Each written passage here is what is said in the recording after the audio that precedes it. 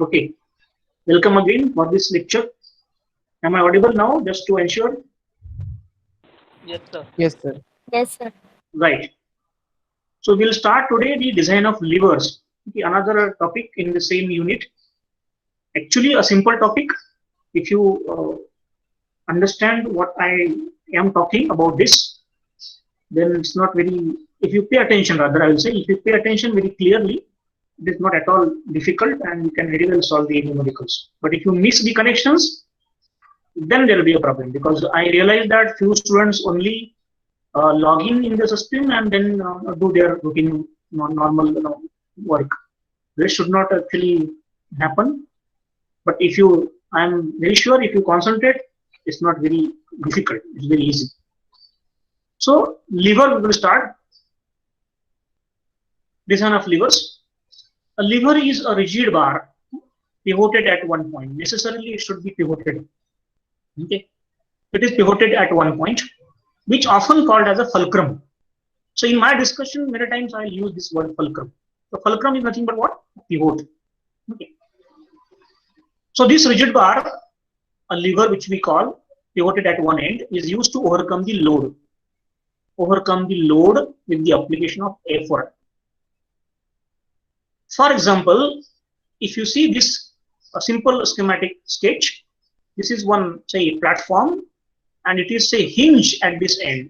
We call it as a pin, suppose this is, or a fulcrum. And this is, say, a load which is to be lifted. This can be lifted with the help of application of force at the other end.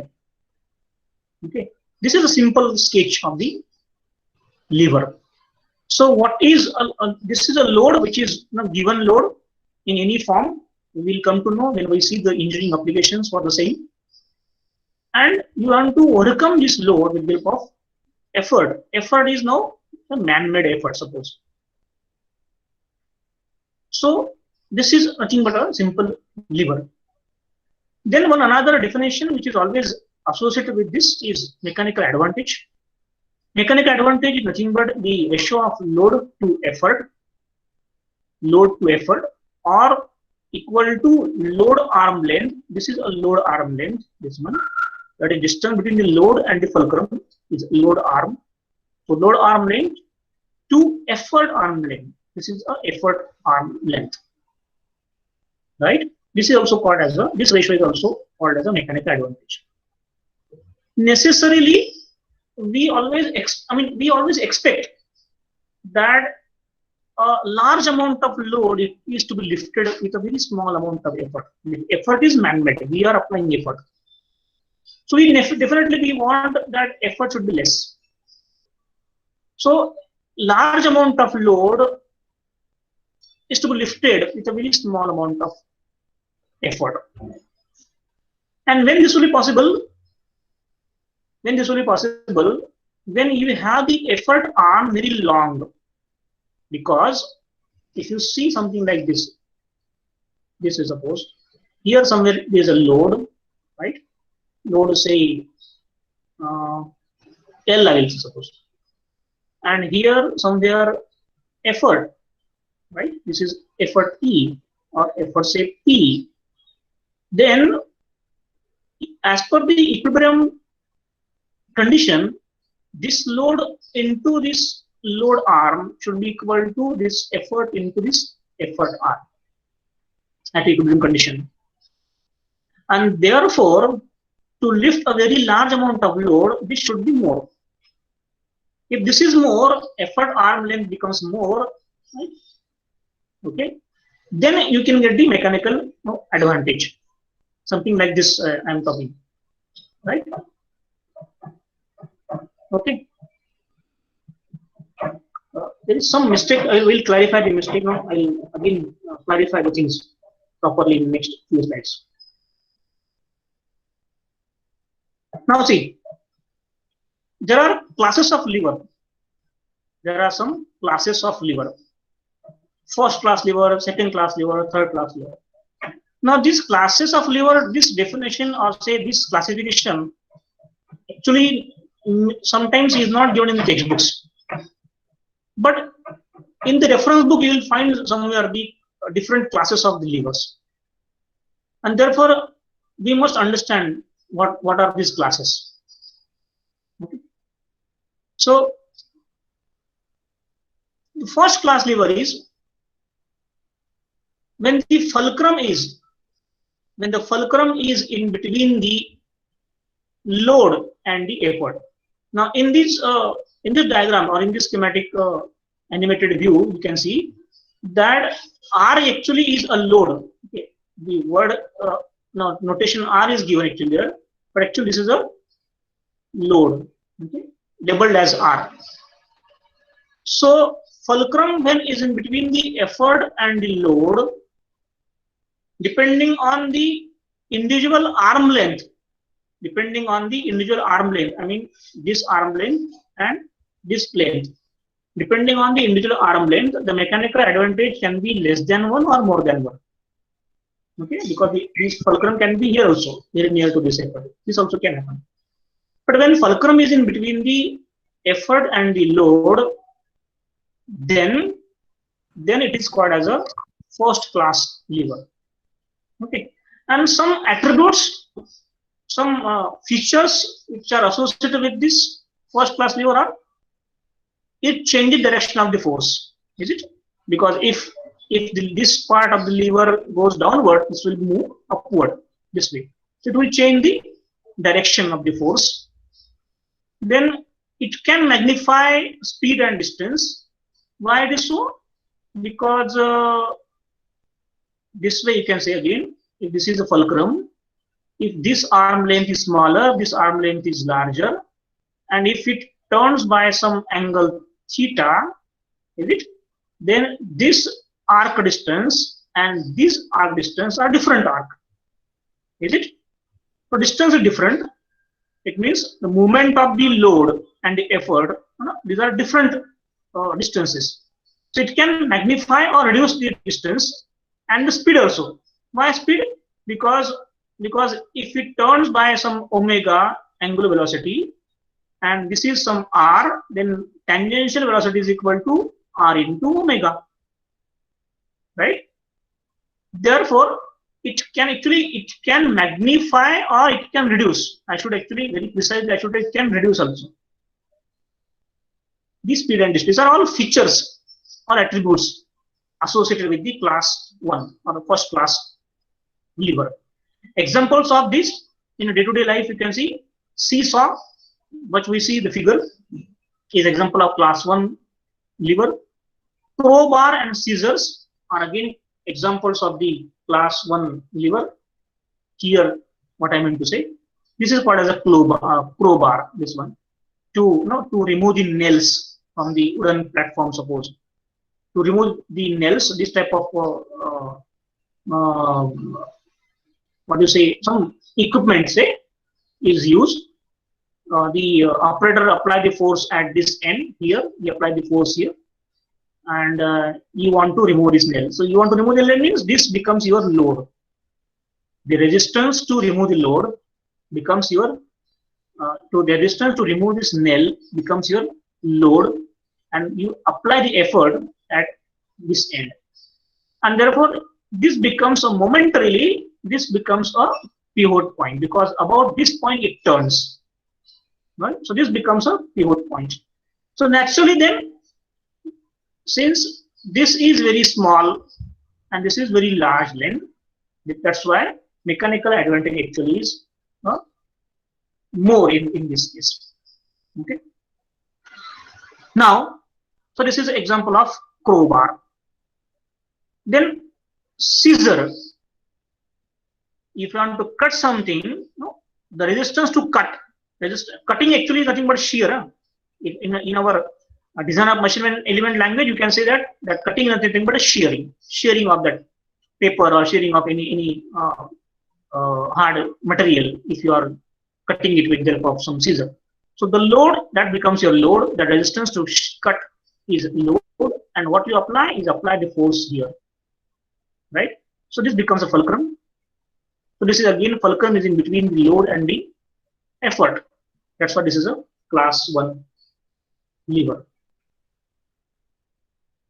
is also example of a class 1 lever because you are lifting it. This is being lifted. So whatever the force required to lift this, okay, so you require some resistance here. You require some force here to be lifted. And this force is applied with the help of manual force you can apply at this end. Okay, so whatever load is here, whatever force required, whatever resistance required, resistance is there to get it lifted. That is balanced by this force into distance. So this becomes my fulcrum then. Okay, so again, fulcrum is in between the. This is a load now. Fulcrum is in between the load and the effort. So this becomes again example of class 1 lever. Then class 2 lever. Class 2 lever. Class 2 lever is what? Load is in between the fulcrum and the effort. Load is in between the fulcrum and the lever. So this R, as I said that in earlier slide also, that this is a load. Load is in between the fulcrum and the effort. Okay, it means on one side of the fulcrum only both things, load and efforts, are placed.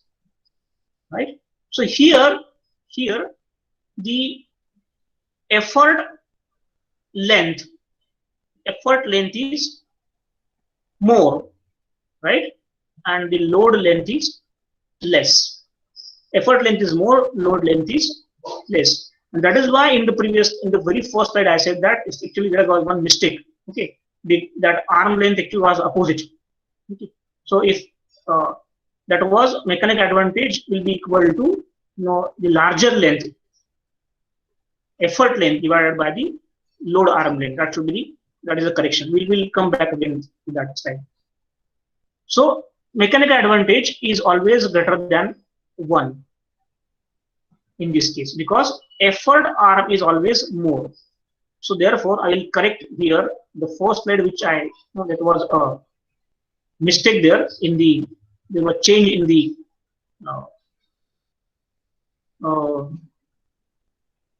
reciprocal should be there. So mechanical advantage actually in terms of length if you measure, it will be equal to the effort length divided by the load length.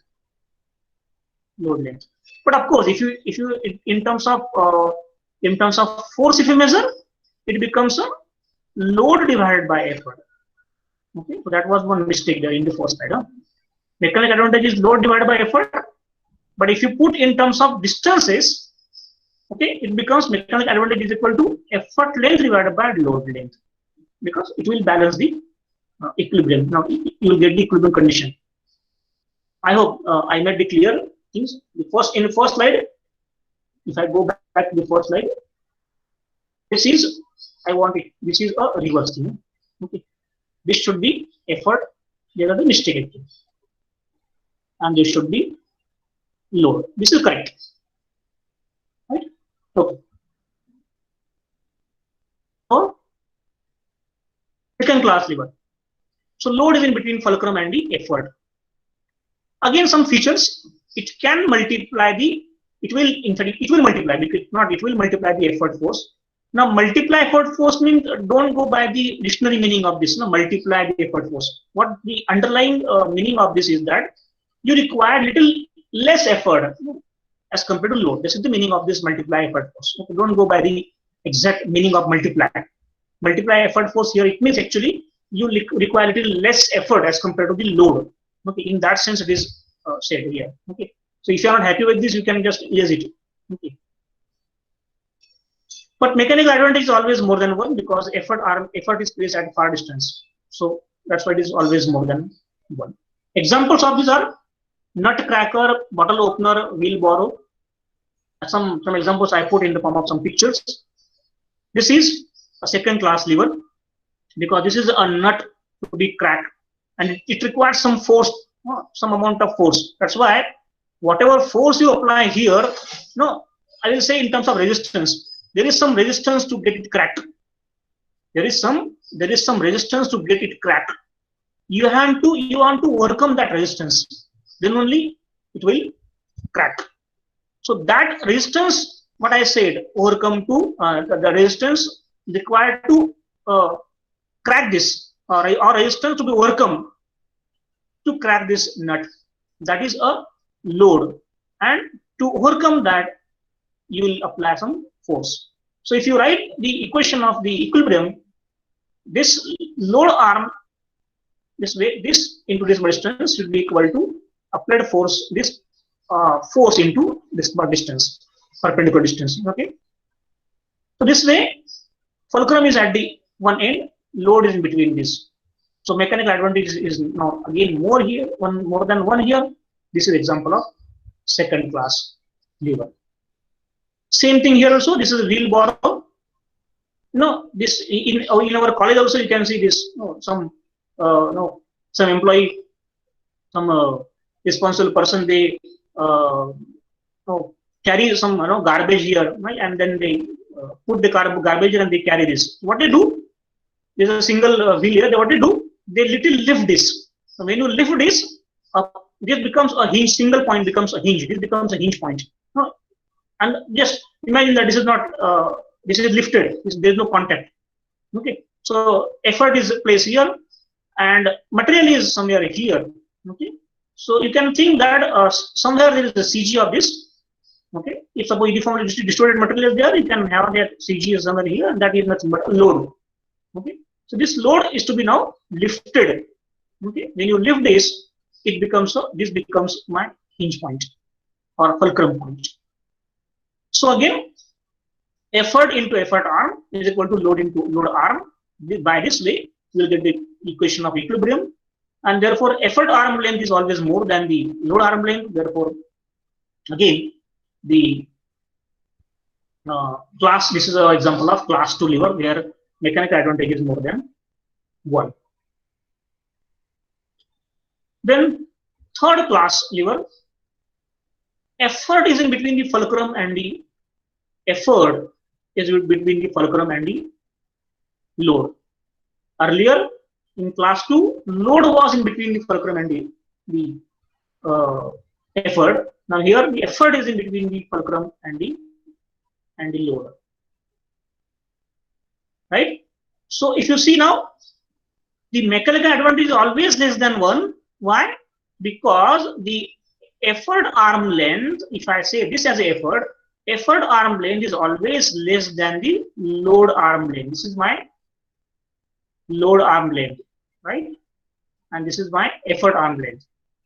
So effort arm length is always less than load arm length. That's why, as per definition, then mechanical advantage is always less than 1. Okay. Examples are there. This can be example. If you see the stapler, this is example. But this is the fulcrum end, right? And you apply some force here, and at the tip of this somewhere here there is a pin, and you want to staple the pin. Okay, so it requires some force to properly bend the pin. Okay, that bending force you require, and that there is some internal resistance of the material to get it bent. You have to overcome that resistance. Okay, so therefore this is that is the load then. Okay, so this becomes my load arm, and this becomes my effort arm. So effort arm is, because we don't, if you just think it properly, we don't put the our thumb here at there. We put thumb somewhere here at this location. That's why if you go by this this logic, this is an example of the third class lever. Same thing again here. If you see that you want to lift this cup, maybe filled with some liquid, then you are lifting it. So this becomes my load. Okay, and some force is that some force, your force applied here. Okay, now instead of applying the force at all locations, I will take at some CG location. Suppose this is a CG location, right? And fulcrum is here. This is fulcrum because you are lifting it. You are bending your arm. So this becomes my fulcrum. So this is nothing but a example of a lever, a class 3 lever, because the effort arm, this is my effort arm now, is less than the load arm. This is the load arm, entire load arm. That's why, as per definition again, this fits into the class 3 lever. Same thing. This is not. These are not two different things. It's the same thing. Actually. Again, see the forceps. When you lift some element with the forceps, you put your hand here. No, you put your finger here. When you lift it, you put the finger here. Right? Here you put the finger. Right? This way. So when you put the finger here, it means you are putting the effort here. And load is here because there is some load. You want to lift this load. And fulcrum is at this location. Therefore, again, as per definition, this becomes my load arm and this becomes my effort arm. So load arm is more than the effort arm. So mechanical advantage is more than 1. This fits into a class 3 lever. Same thing is here also. It is also said. This actually I collected from the internet. Right? That no, when the batsman hit the ball this way, here, right? The wrist, that wrist actually becomes because with the help of wrist, it just flicks the bat. That's why the wrist becomes the fulcrum. Okay, and here you are giving the effort here. This becomes the effort here at this location. Okay, where you grip it, that becomes a location of the effort. And load is here. You want to hit the ball here. Therefore, again, if you see this becomes my effort arm, and this becomes my load arm up to this. As per the definition, again, this fits into a class 3 lever. Same thing here shown. Okay, so these are all examples of the third class lever. So, what is important? First class is what? A very general concept you can understand very easily, that fulcrum is in between the load and the effort. Class 1. Class 2 is load is in between the fulcrum and the effort. Class 2. And class 3 is effort is in between the fulcrum and the load. This is a class 3. In class 3, mechanical advantage is less than 1. In class 2, mechanical advantage is more than 1. I repeat again. In class 3, mechanical advantage is less than 1. In class 2, mechanical advantage is more than 1. And in class 1, it can be less or more depending on the position of fulcrum. Okay, this is the 3 classes. To understand, you can see a mnemonic. To understand this, to remember this rather, to remember it, you can remember this phrase, this one, FLE 1, 2, 3. If you remember this FLE 1, 2, 3, you can understand, you can remember it easily. F in fulcrum, F means F for fulcrum, L for load, E for effort. Okay. If fulcrum is in middle, then it is class 1. If load is in middle, it is class 2. If effort is in middle, it is class 3. F1, L2, E3 or FLE 1, 2, 3. This way, this is a mnemonic. This way you can remember this. If you remember this term, FLE 1, 2, 3, you can remember the fulcrum in middle, class 1, load in middle, class 2, and effort in middle, class 3. Okay. So this way you can remember the various classes of this. This now, as I said, that this introduction of or classification of the lever may not be available in the textbooks, but one should know this because this is available in the related standard literature of the lever. One good book which actually I had referred this for the levers was this one, Machine Design by Jindal. You see, that's one very good book. Much information was given in the this book under the heading of this design of levers. Okay, machine design by Jindal. You see. Before I go ahead, I will put the attendance link so that you can meantime record your attendance also.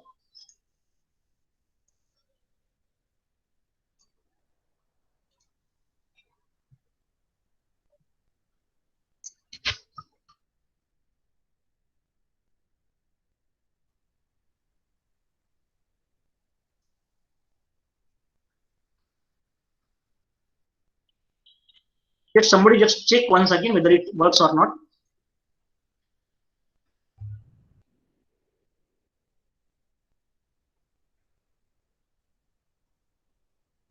Somebody, you reply. Somebody can reply me that whether it's works or not, that link.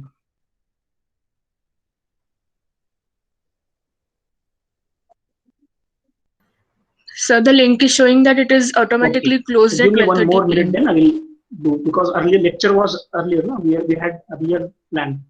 Accordingly, that was made. Give me one more minute. I will just check it.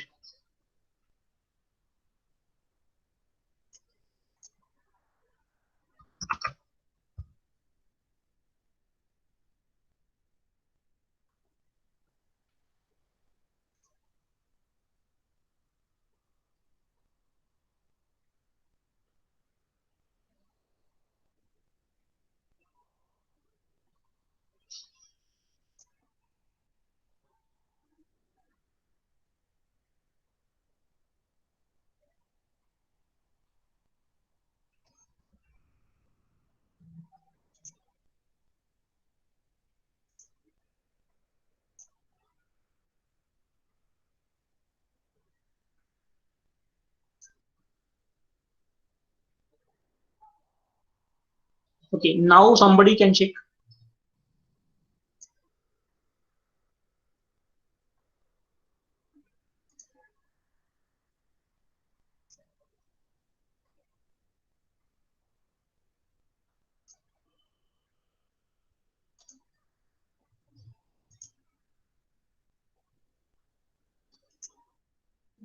So for me, it is still showing the form is closed. No, sir, it's not working. Still not working. Yes, sir. Not working. It's showing that link has closed at 12:30. Okay, now just see, please. It was earlier set to the 12:30 because our lecture was planned from 11 to 12. That's why it was made like this. But now Yes, I sir, hope it's it will working. work. It's Yes, working. sir, working. Yes, sir, working. Right. It's working. Yes.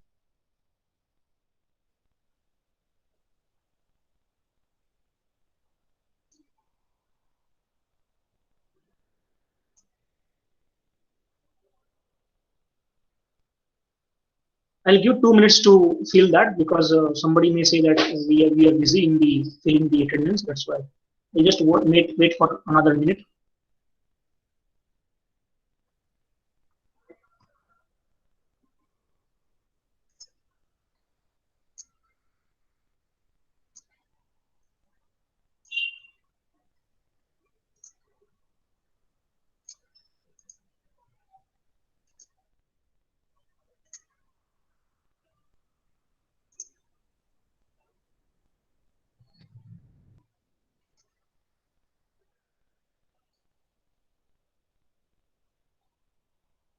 It is visible screen now. I again started presenting. Yes, sir. Okay. Sir.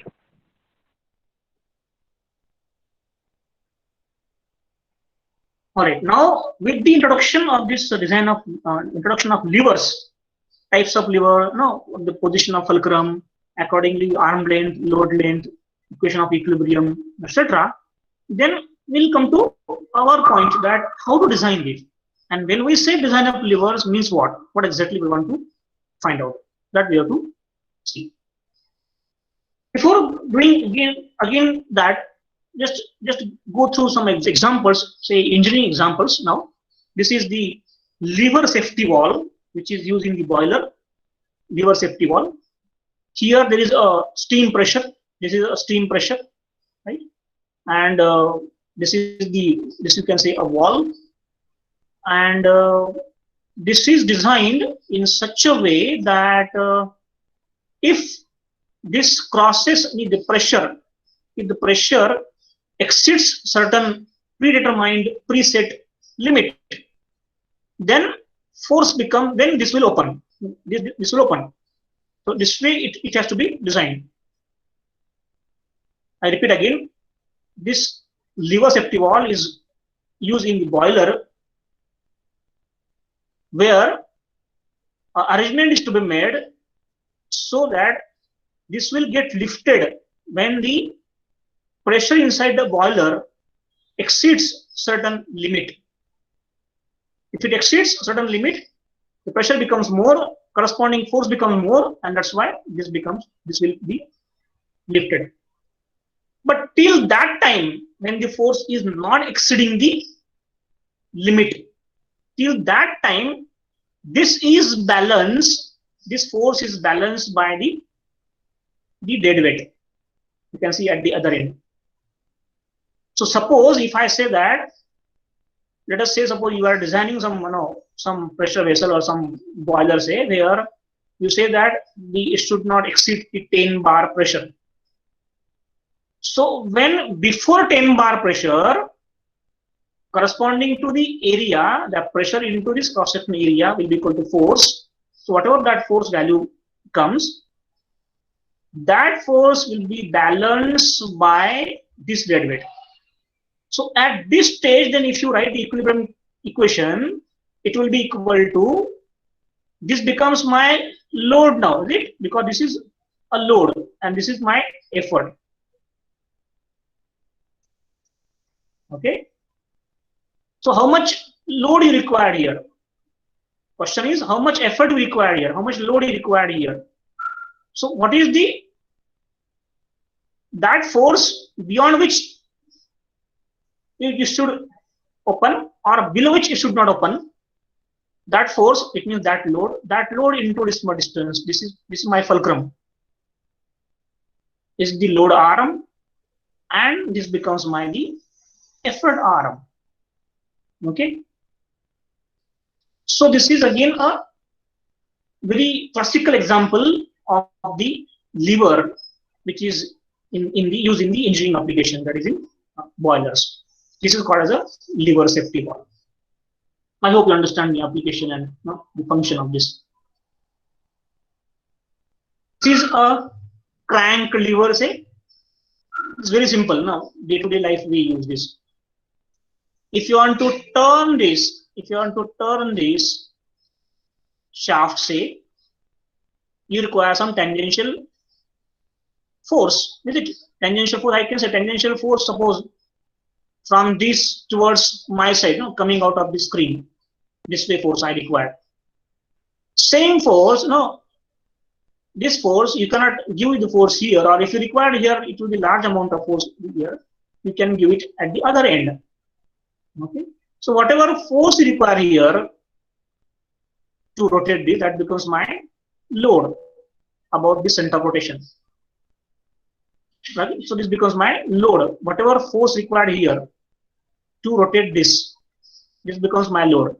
This you made it possible by applying the effort at this far end, so that this point of application of the effort into this much distance. So distance is more, mechanical advantage becomes more, right? So your work is reduced. You want to apply large amount of force at tangential position, but that you can manage it by applying small amount of force at the far end. So this is again an example of this is just like a kick. This is a kick of a two-wheeler crank lever. That kicking is nothing but a cranking. This is a crank lever. Hand lever, or you can say a spanner. Spanner is again, say, hand lever. You apply the force here. That becomes, because you want to turn this, and it is not possible to turn. If it is not possible to turn this by giving the force here, so you apply the force at the far end. Then again, example, engineering applications of the lever. Foot lever. Instead of the hand lever, you can have the foot lever. The arrangement and the functions actually are same. Rocker arm. This is in the IC engines. Many of you must have seen this or maybe aware of this. Rocker arm. This becomes my fulcrum end. This is my F. Okay, and this is the spring force, right? And this is some force required. Okay, you can say a corresponding force arising because of this contact. Okay, because when it turns this will be here. That's why somewhere something like this way. It will move upward. It will move upward means logically you can say that you are applying some force here. So you can simplify this diagram. This is a fulcrum and something like this way. One force is here and other force, which is nothing but a spring force here at this end, right? This way. So depending on then the location of the fulcrum, the distance of this, you can find out the remaining unknown force here. So this is a rocker arm, and again example of it's a class 1 lever because fulcrum is in between the load and the effort. Okay. To what thing you call load and what thing you call force, the effort, it depends on your perspective. Okay. Load and the effort. Another example, bell crank lever. This is a bell crank lever. Bell crank is a very famous term actually in the lever, bell crank lever. It is said that this type of arrangement was used in very ancient times or olden days to ring the bell. Maybe suppose you can just imagine that there is some bell here. This is some bell, or just bell means what? Nothing but a very flat plate, a flat round plate of some material. Okay, and you can say think of some hammer here, which is very close to it. If you apply the force here, since this is a fulcrum, this will turn this way, and it will turn, which means it will hit this hammer, will hit this bell. Okay, so in that sense, actually, it's called as a bell crank lever. Okay, so again, advantages, some features. It changes direction. Mechanic advantage will be more than one, less than one, depending on the individual arm length. Again, depends on the arm length, how much is the arm length. But it will definitely change the direction of the force. From this to maybe this is vertical, this becomes horizontal. So you may have something in some applications may require that this is a force to be put in a vertical direction, but you want it to be converted into horizontal direction this way. Okay, by just by making this as a fulcrum, if you apply the force here, okay, the resultant will be what? This will be force will be from this. So this is a bell crank lever. One thing is shown here that generally the cross section of this lever is elliptical. So if you see this, if you cut this and see from this end, you will get some ellipse. And of course, the dimensions of ellipse is uniformly varying from one end to the other end, this end, uniformly varying dimensions. So this is again a lever. To be specific, this is a bell crank lever. Okay, this angle generally is a 90 degree, but that is not a rule. You can have any angle. Okay. But bell crank lever, when we say bell crank lever and nothing is mentioned about the angle is always 90 degree. I repeat, if bell crank lever is mentioned, an angle between these two arms are not mentioned, you take it as 90 degree.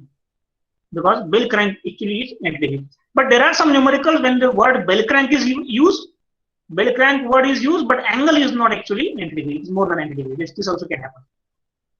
But if angle is not given, then you take it as 90 degree. Okay. Now coming to the design of levers. Our interest actually now. How to design lever and what we actually find out in when we say design of levers. So there are some steps. First step is to do the force analysis. Now force analysis, it simply means finding out the magnitude and directions of all the forces and reactions. That's it. Step 1 is force analysis. It simply means finding out the load force, effort force, and the reaction coming out of these two, and the directions of all these three is nothing but the force analysis. Now to carry out this force analysis, you may have to use some principles in applied mechanics, like summation of moment is equal summation of moment at A is equal to 0. No, this you must have done it so many times, right? So some equations of equilibrium you have to use to find out the forces. Also, there are some rules to compose the forces or to resolve the forces or to find out the resultant of the forces, etc. All these, static part in applied mechanics, that part you may require to know, or you have to calculate some reaction or resultant force or some unknown forces by using the moment equation, etc. This thing you will have to do. So first step is the force analysis, as I said. Now force analysis we'll do, but only just at this point of time, only just keep in mind that first step is to do some force analysis, and force analysis, it means finding out direction and magnitude of all the forces. All means effort and load and the reactions. This you have to find out. That is the force analysis. In the force analysis, you may get some.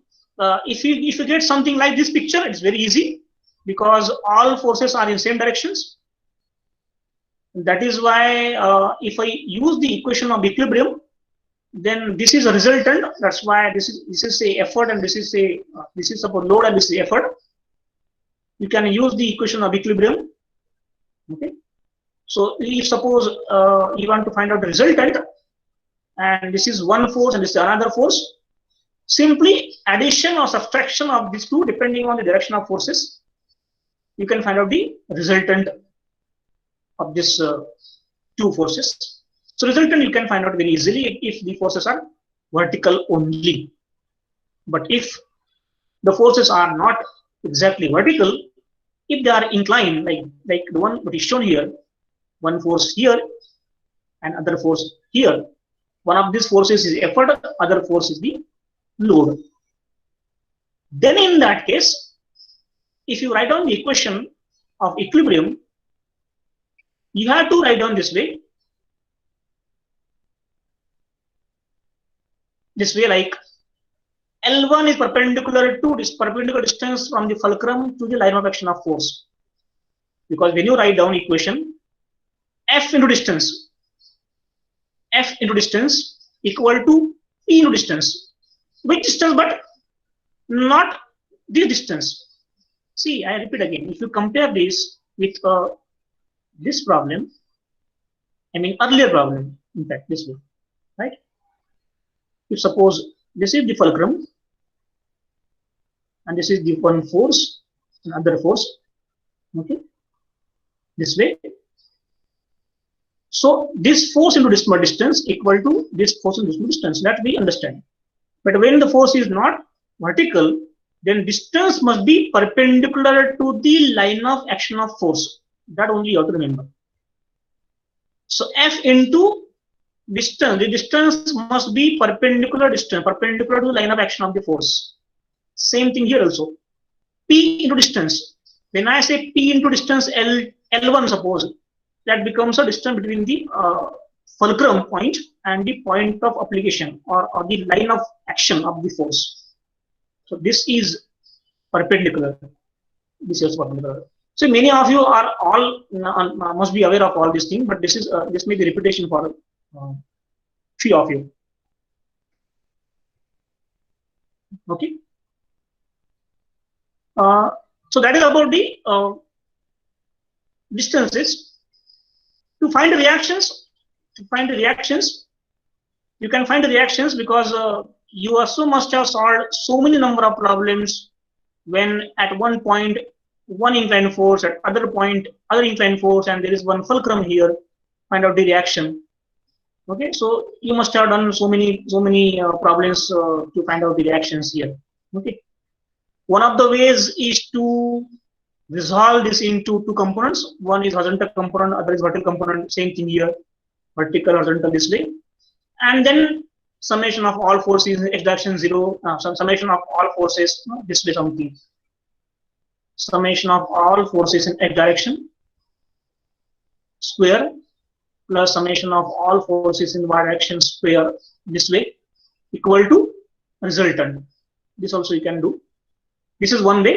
Other way is to use the parallelogram law of forces, the one which is mentioned here, this way. If you have got one force this way, other force as shown in figure this way, not perpendicular, not say vertical forces, but inclined forces. And the angle between these two is given, suppose. In that case, you can always find out R is equal to summation of forces, or F square, first force square plus second square or second force square minus 2 times first force into second force into cos theta. Okay, right. I again emphasize here, it is not necessary or mandatory to follow the things which I am actually speaking here to find out the reactions. Whatever way you know, if you think in isolation this system, as per your knowledge of applied mechanics, whatever method you know, use any method and find out the reaction. Okay, that is what actually you have to do. Not necessary to follow what is shown on the screen. Whatever method you know to find out the reaction, if the two forces are given, those methods you can use and you can find out the reactions. Okay, right. So that's why I am not very much emphasizing much on this procedure only, because this is very well known to you. Only thing that you want to find out the reaction. I mean, you want to find out the magnitude and directions of all the forces. All means effort, load, and the reaction at the fulcrum. These three forces. If you can find out by any process, any method which you know, you can calculate the magnitude and direction of the forces. That becomes your first step. Okay, so not necessary to write this or only stick to this method. You can use any method which you are happy with or comfortable with. That becomes the first step. Second step is, what is the time now? Somebody can just reply. 12:54. Within 2-3 minutes we will finish it. Then step 2, design of lever cross section. Lever cross section. Now, if you see what the figure shown here is, this is one lever, and this is shown as a section. This is one method, one convention of showing this as a section. This one. What this mean? This means that if you cut this beam or cut this lever here, maybe suppose XX, right? And if you, after cutting it, say observer is here,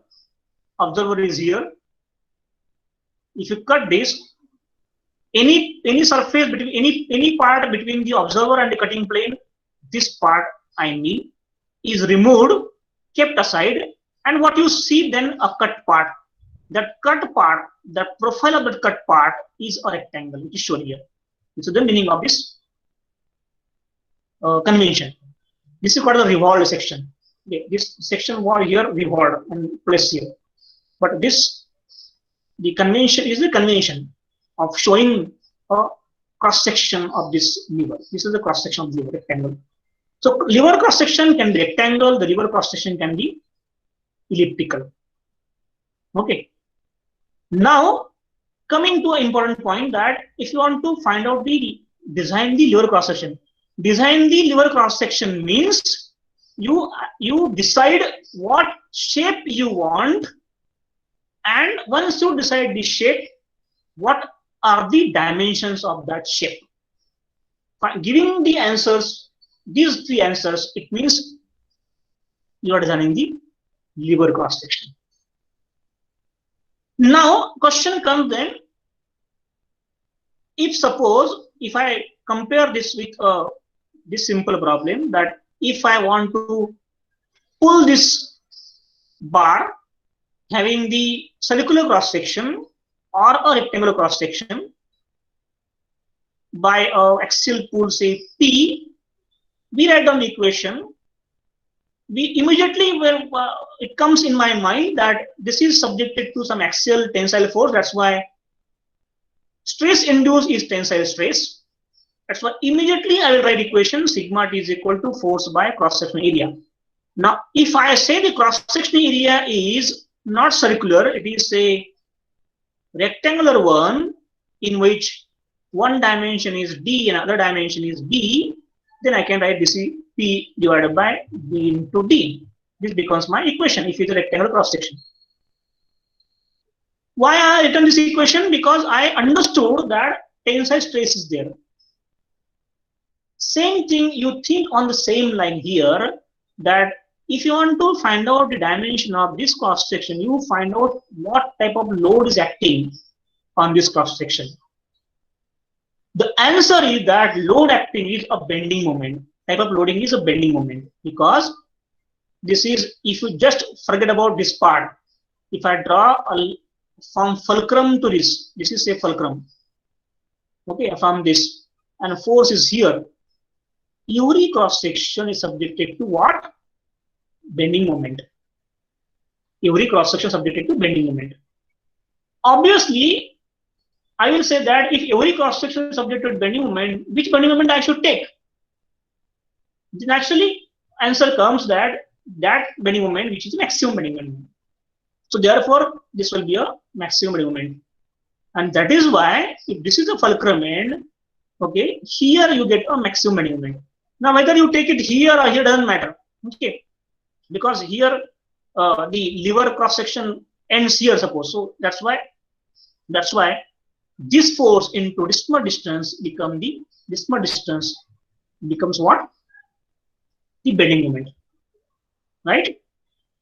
It means that I will now comfortably say that loading onto this, or you can find out the cross section of the lever by considering its failure under bending.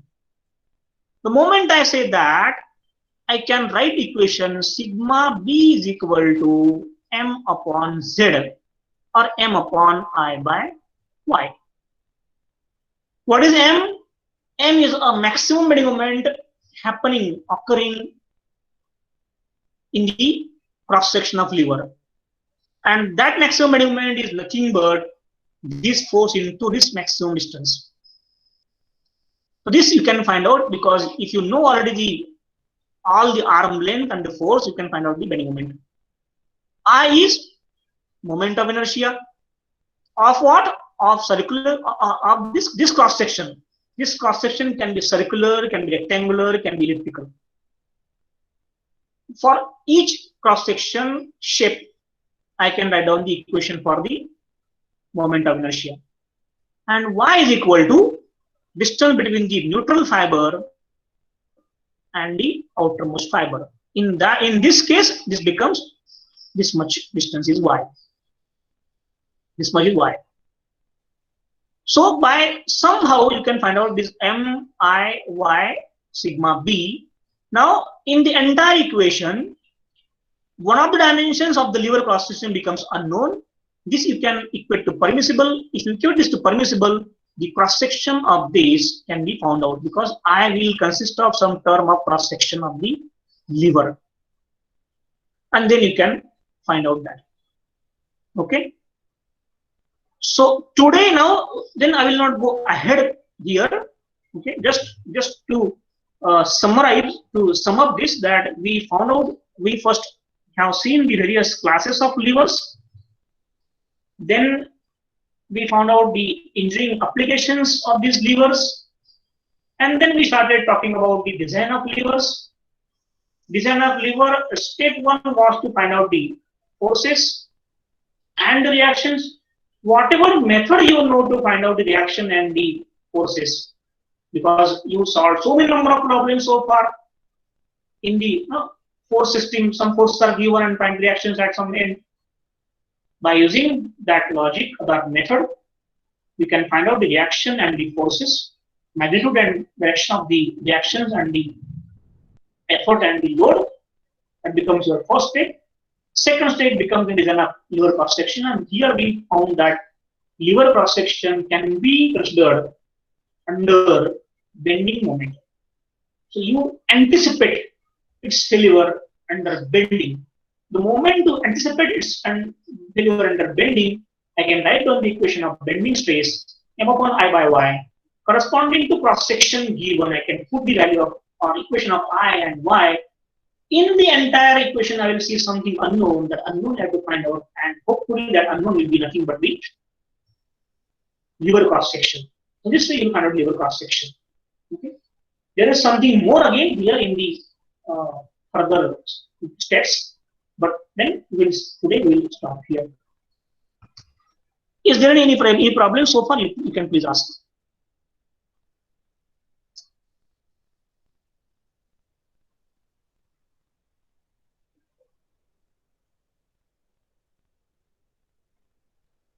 Whether you are getting or not? Yes, sir. Right. Sir, I would like to ask in valve seat. Okay. I did not get the question. What you said? What is your question? Hello, am I audible? Yes, you are audible. But what is your question? In liver safety valve, we consider the weight of the steam force as a load. But why do we consider it as a load rather than effort? No. Get it very clear.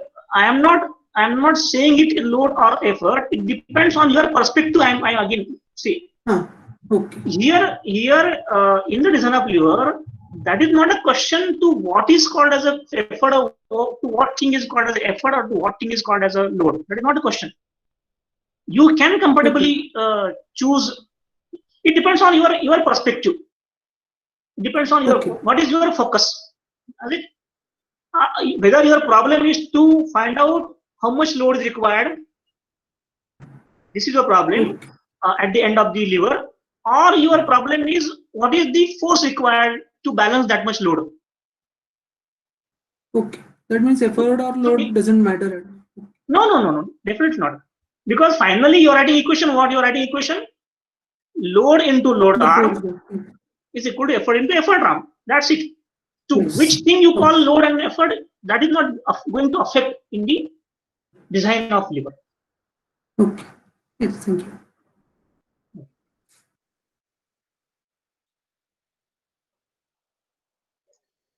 Anything else? No, sir, not from me. Okay, so now those who have already entered the attendance in the form, you can leave the meet.